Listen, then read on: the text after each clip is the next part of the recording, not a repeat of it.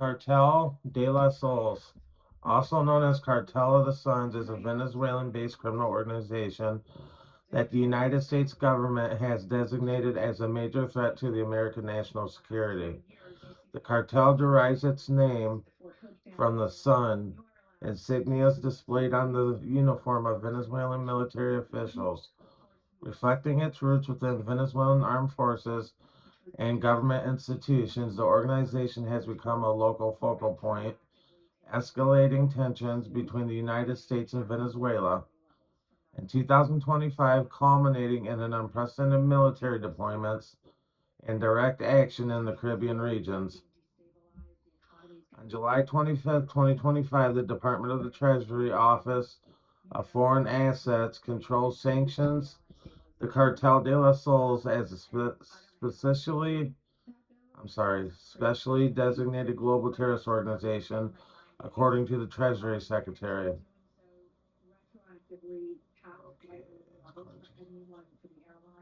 The Treasury Department will continue to execute on President Trump's pledge to put America first by cracking down on violent organizations, including Tren de Aragua, Sinaloa Cartel, and their facilitators like the Cartel de los Soles. The Treasury Department designation elaborated that the cartel is headed by Nicolas Maduro Moras and other Venezuelan high-ranking individuals in the Maduro regime who corrupted the institutions of government in Venezuela, including parts of the military intelligence apparatus, legislature, and judiciary, to assist the cartel endeavors of trafficking narcotics into the United States. On August 7, 2025, Secretary of State Marco Rubio announced that the Department of State and the Department of Justice are announcing a reward offers increase of up to 50 million under the Narcotics Rewards Program for information leading to the arrest and or the conviction of Nicolas Maduro for violating U.S. narcotics laws. For over a decade, Maduro has been a leader of Cartel de los Soles, which is responsible for trafficking drugs into the United States. The statement emphasized that today's reward offer is authorized by the Secretary under the NRP, which supports law enforcement efforts to disrupt transnational crime globally and bring fugitives to justice as a key pillar of President Trump's America First promise. The 2025 action built upon previous legal measures taken by the United States government. In March 2020, the Department of Justice unsealed a superseding indictment charging Nicolas Maduro and 14 current and former Venezuelan officials with terrorism, drug trafficking, and weapons charges. The United States Attorney General William Barr declared at the time that for 20 years, Maduro and a number of high-ranking colleagues allegedly conspired with FARC, causing tons of cocaine to enter the devastated American communities. Maduro Moros de Osardado, Cabello Rondon, Hugo Caval, Barreras, and Clavier Alcala Cordones acted as leaders and managers of the Cartel de la Sol. According to the indictment, the Cartel de la Sol sought not only to enrich its members and enhance their power, but also to flood the United States with cocaine and inflict drugs harmful and addictive effects to the users. United States Attorney Godfrey S. Berman, the South District of New York, provided additional detail about the scope of the alleged criminal enterprise. Starting that the scope and magnitude of the drug traffic alleged was made possible only because Maduro and others corrupted the institutions of Venezuela and provided political and military protection for the rampant narco-terrorism crimes described in the outlined charges. As alleged, the defendants betrayed the Venezuelan people and corrupted Venezuelan institutions to line their pockets with drug money. The 2020 indictment detailed that Maduro Moros and the other charged cartel members abused the Venezuelan people, corrupted the legitimate institutions of Venezuela, including part of the military intelligence apparatus, legislature, and the judiciary, to facilitate the importation of tons of cocaine into the United States.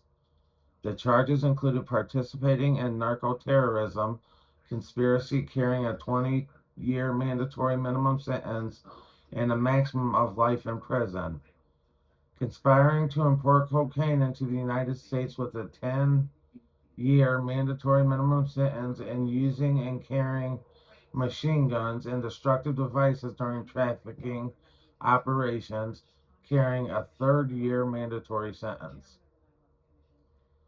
The historical origins of the cartel trace back to the 1990s when Venezuelan National Guard officers were first accused of collaborating with drug traffickers.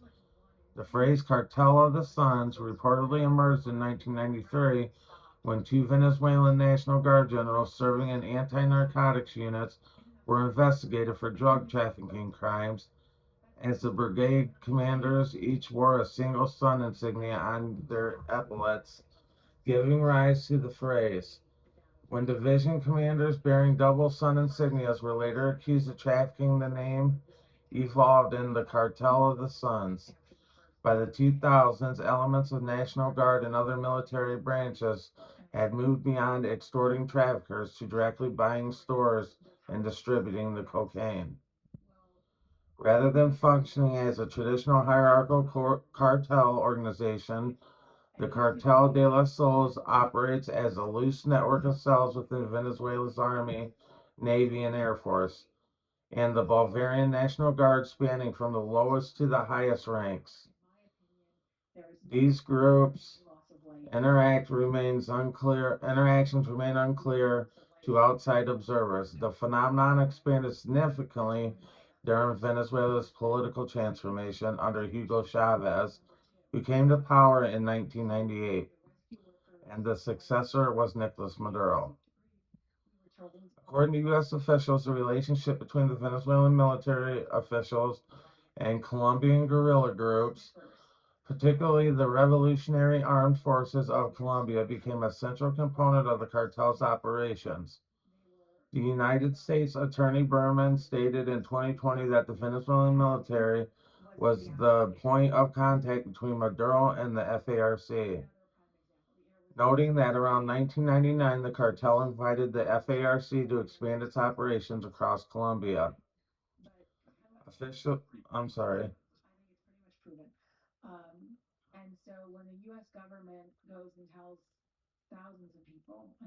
I'm sorry, to spread its operations across the Colombian border into Venezuela as part of the cartel's efforts to flood the United States with cocaine. In 2020, indictment charged not only Venezuelan officials but also the FARC leaders with participating in narco-terrorism conspiracy.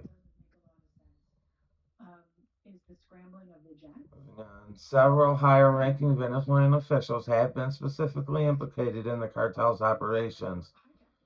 Diosdado Cabello, head of Venezuela's National Constituent Assembly and currently serving as an interior minister, was charged in 2020 indictment and has been identified as a key figure in the organization.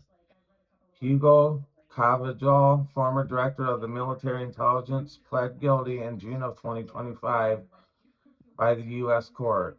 According to a press release from the United States Attorney's Office, he worked with FARC to coordinate multi-ton drug shipments under his protection, provided heavily armed security to protect drug shipments, and armed FARC with automatic weapons and explosives to further the group's drug trafficking and terrorist activities.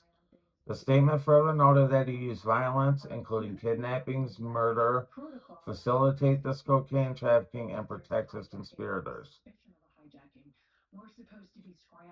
Other Venezuelan officials have faced similar allegations. Tarek El Asami, Venezuelan former vice president, was charged in a separate 2020 indictment with violations related to efforts to evade sanctions. According to the Treasury Department, El-Assami received payments of facilitating drug shipments and was linked to coordination with Los Zetas, a violent Mexican drug cartel, as well as providing protection to Colombian and Venezuelan drug traffickers. The wife of Nicolas Maduro, Sila Flores, had two relatives arrested by the DEA agent in Haiti on November of 2015 while attempting to move 800 kilograms of cocaine from Venezuela to the United States.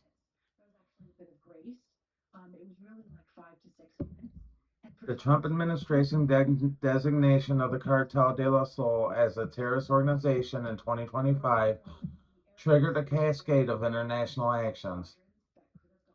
Following the United States lead, Ecuador, Paraguay, Argentina, Peru, and the Dominican Republic also designated the cartel as a terrorist organization.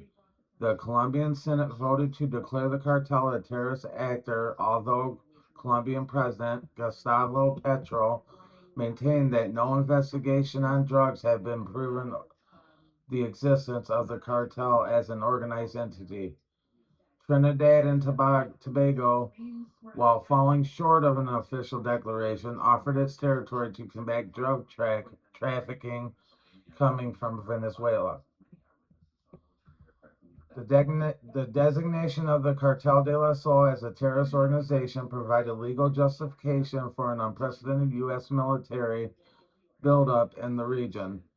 Beginning on August of 2025, the deployment represents the largest U.S. military presence in Latin America in decades.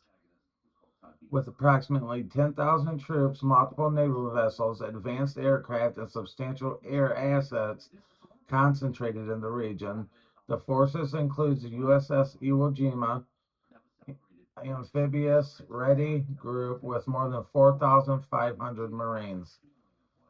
Sailors. These guided missiles destroyers, the USS Newport News nuclear-powered attack submarine, a guided missile cruiser, and a P-8 Poseidon reconnaissance aircraft.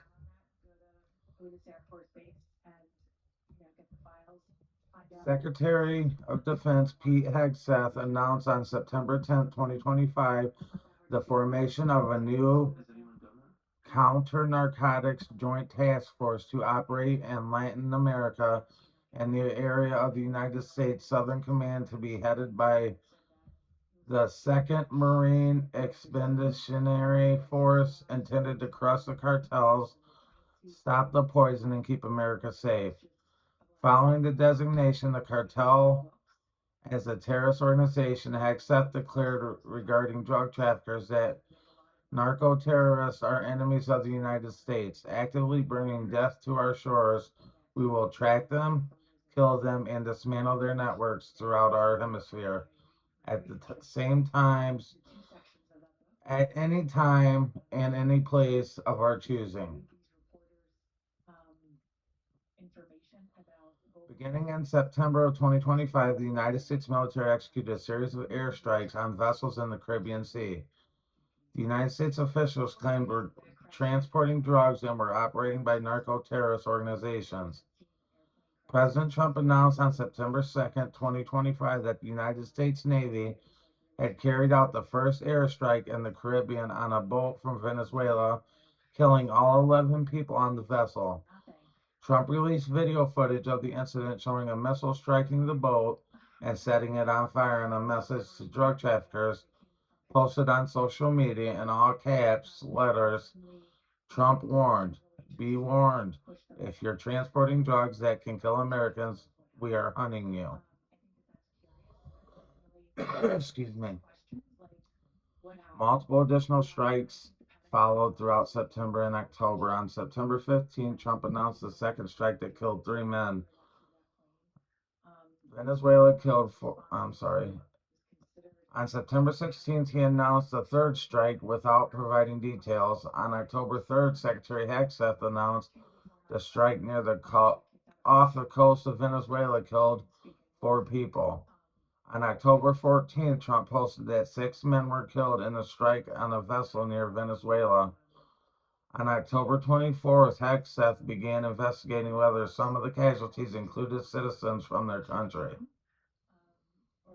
On October 1st, 2025, President Trump formally notified Congress that the United States was in a non-international arms conflict with unlawful combatants regarding drug cartels operating in the Caribbean.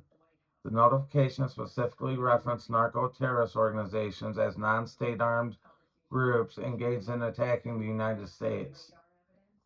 The legal framework was intended to provide justification for the military strikes under the laws of the armed conflict rather than traditional law enforcement operations. The military campaign escalated further when President Trump confirmed on October 15, 2025, that he had authorized the CIA to conduct lethal ground operations inside Venezuela and elsewhere around the Caribbean. Military officials drafted options for strikes out of Venezuelan territory, then asked whether the CIA had authority to target Maduro directly. Trump stated, "I think Venezuela is feeling heat," but declined to provide specifics. The deployment of U.S. Special Operations helicopters from the elite 160th Special Operations Aviation Regiment spotted flying within 90 miles of Venezuela's coast in early October, suggesting the possibility of commando raids or strikes inside Venezuelan territory. The air component of U.S. deployment included some of the most advanced aircraft in the American military arsenal, in addition to the P-8 Poseidon patrol aircraft and various reconnaissance assets. The United States deployed at least 10 F-35 strength fighters to Puerto Rico, highly versatile jets capable of striking, fighting, and gathering intelligence while remaining difficult to be detected by radar. F-35 fighters and significant show of force, multiple B-1B Lancer bombers also flew near Venezuela in subsequent operations. The United States later rerouted the USS Gerald R. Ford, the world's largest aircraft carrier, with approximately 5,000 personnel on board and over 75 fighter jets, helicopters, and early warning aircraft to the Caribbean region.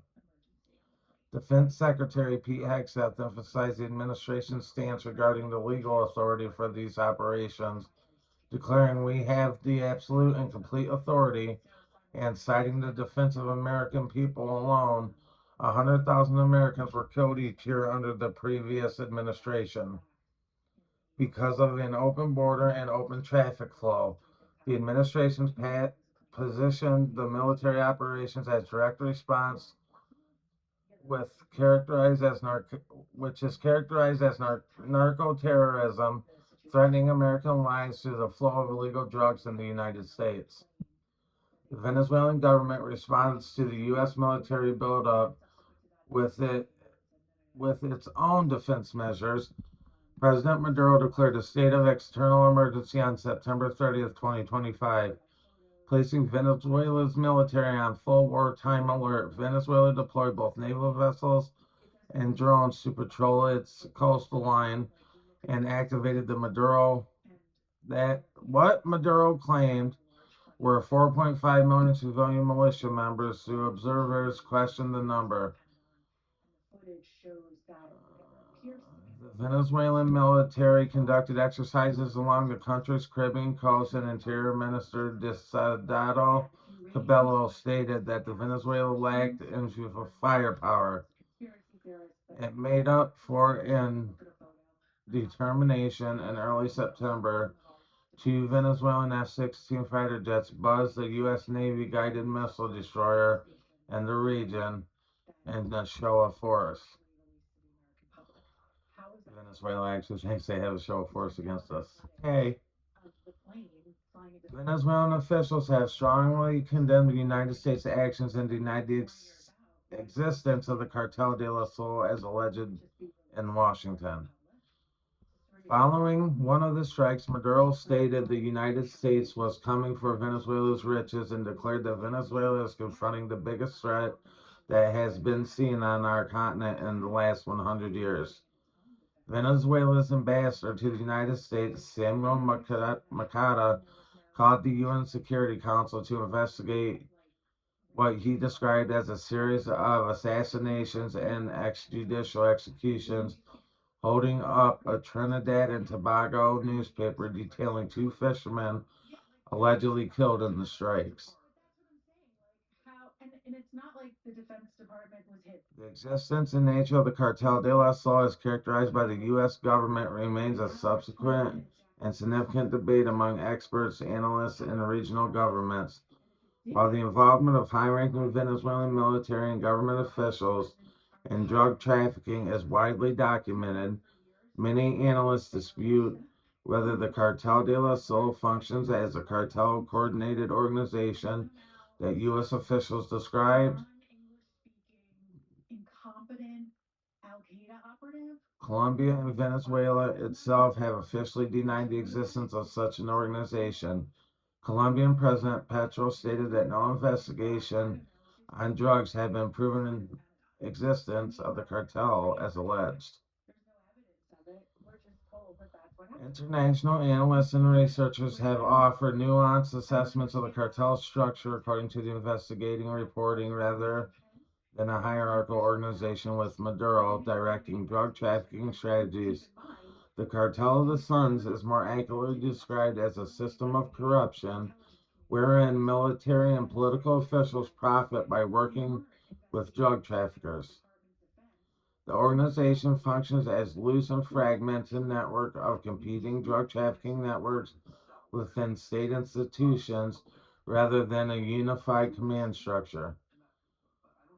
The organization functions at, I'm sorry, I just read that. Some analysts note that the nature of these criminal networks changed after 2017 due to Venezuela's severe economic and financial crisis, which prevented the state from ensuring adequate pay to members of the military and law enforcement. Venezuela itself, along with Colombia, has insisted there is no such thing as the Cartel de la Sol as an organized entity. Phil Gunson, an analyst at the International Crisis Group, stated that there is no such thing, so Maduro can hardly be its boss. He noted that while individual military officials have been proven to be involved in drug trafficking, there is little evidence that any sort of stable organized cartel exists in the manner described by the United States. Significantly, the United States Drug Enforcement Administration's National Drug Threat Assessment of 2024 made no mention of Venezuela or the Cartel de la Sol, as classified National Intelligence Council report established that Maduro did not control any drug trafficking organization.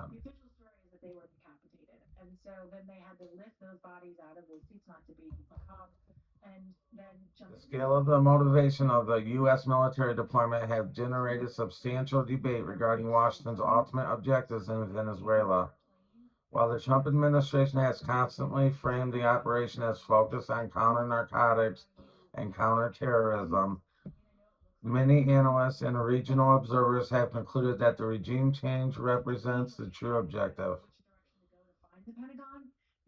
The massive military buildup in the region, the cutting off of diplomatic channels with the Venezuelan government and increasing scope of operations, and the authorization of the CIA covert operations all point towards objectively regime change.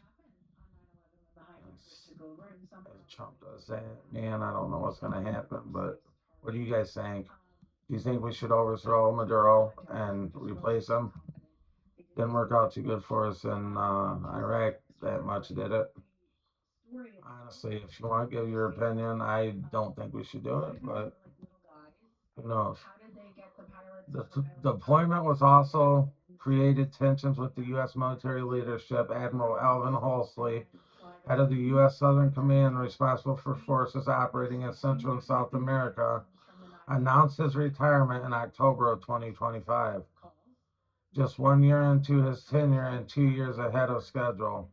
The New York Times reported that anonymous sources indicated tensions between Halsey and the Trump administration over the Venezuelan policy. On October 16, 2025, Defense Secretary Hegseth publicly thanked Admiral Halsey for his more than 37 years of distinguished service to our nation as he plans to retire at year's end, but no official explanation was provided for the earlier departure. Regional reactions to the United States campaign have been mixed.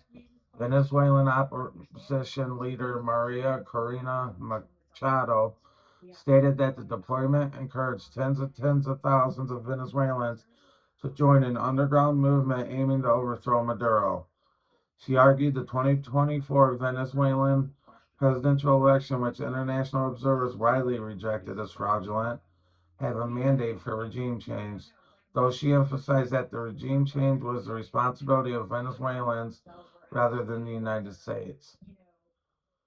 Trinidad and Tobago's prime minister initially stated she had no sympathy for drug traffickers, but concerns mounted as evidence emerged that some casualties might have been fishermen from the Caribbean nation rather than drug trafficking.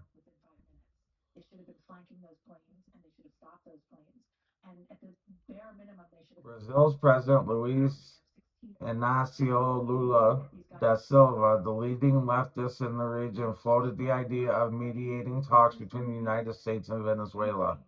However, tensions between the U.S. and Brazil also escalated when Trump imposed 50% tariffs on Brazilian goods, complicating potential diplomatic efforts. Other Latin American nations have watched the situation and it's growing.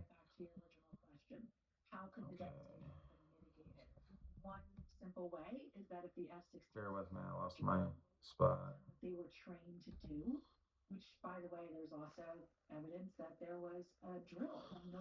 The growing concern about the precedent being set for the U.S. military action in the hemisphere and the potential of wider conflict. The financial and the financial and asset seizure components of the United States campaign against the Cartel de la Sol have been substantial. Attorney General Pam Bondi stated in August of 2025 that officials have already seized $700 million worth of assets linked to Maduro, including 2 private jets and 9 vehicles. The Drug Enforcement Administration reported recovering 7 tons of cocaine, which was linked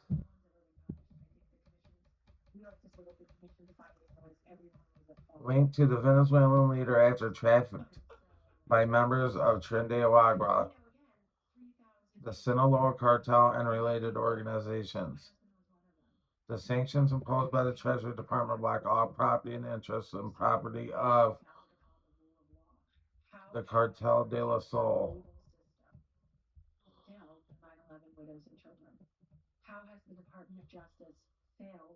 They have been described as providing material support to 2 other major criminal organizations that have been designated as foreign terrorist organizations by the United States.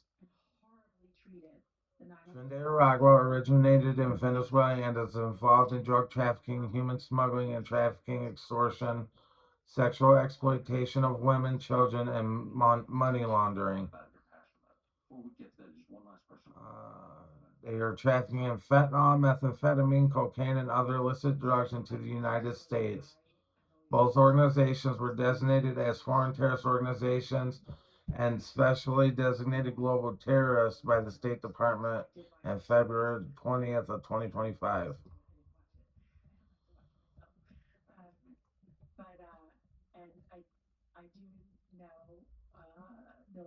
As of late October 2025, the situation in the Caribbean remains highly volatile, and the United States maintaining its significant military presence and continuing operations against suspected drug trafficking vessels.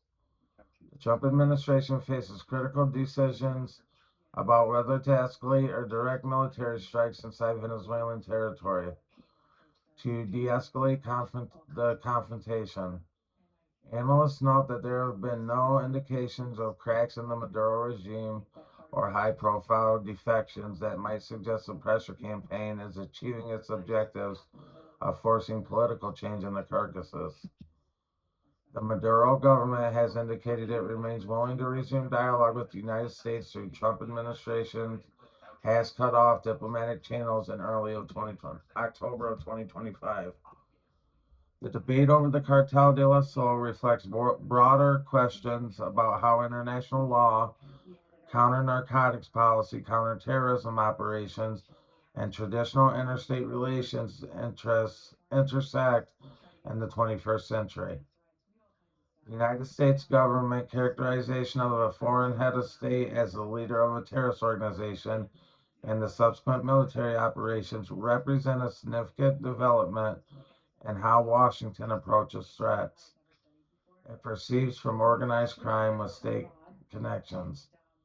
Whether this approach represents an effective strategy for combating transnational drug trafficking and whether it comports with international legal norms remains subject to intense debate among policymakers, legal scholars, and regional experts as the situation continues to unfold in the Caribbean.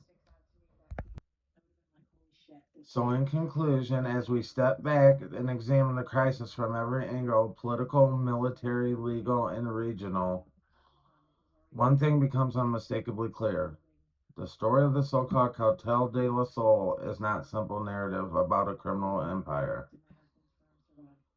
It is a battleground where geopolitical intelligence assessments, regional rivalries, and U.S. foreign policy collide. On the side, I'm sorry, on one side, we have the United States framing its campaign as necessary fight against narco trafficking and terrorism. On the other, Venezuela and several regional governments insist that Washington is using a disputed criminal destination to justify the escalation. The potential regime change analysis journalists and the like, even American intelligence assessments, paint a much more fragmented picture of networks of corruption.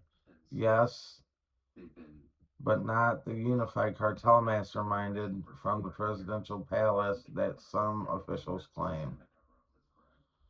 Meanwhile, U.S. military operations continue. Fishermen are caught in the crossfire. Diplomacy is at a standstill. Latin America watches cautiously, fully aware that whatever president is set, yeah, whatever precedent that is set here could define intervention norms for decades to come.